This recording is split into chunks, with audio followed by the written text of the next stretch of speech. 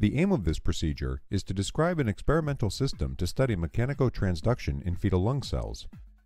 This is accomplished by coating culture plates with extracellular matrix proteins. Then, fetal mouse lung type 2 epithelial cells are isolated, followed by the isolation of fetal mouse fibroblasts. The final step describes an in vitro system to provide mechanical stimulation to lung cells.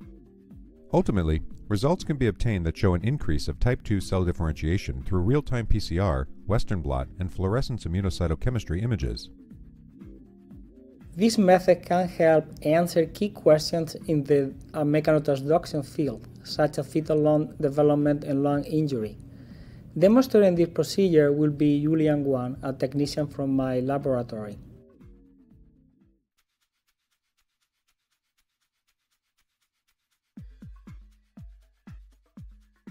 While working in a laminar flow hood under sterile conditions, mix 120 micrograms of laminin with 12 milliliters of cold, sterile 1x PBS per plate. Other extracellular matrix proteins may be used for coating. Consult the written protocol for details. Then, take a BioFlex untreated plate and add 2 milliliters of the laminin solution to each well to a final concentration of 2 micrograms per square centimeter. Make sure the wells are completely covered by the solution.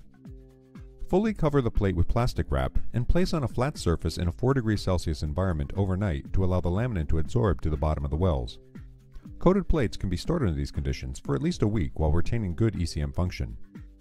The next day, under sterile conditions, wash the wells 3 times with 1x PBS, then add 1 milliliter of 1% BSA in 1x PBS to each well. Incubate at 37°C for 1 hour to block nonspecific binding sites on the membranes. Then, again wash the wells 3 times with 1x PBS to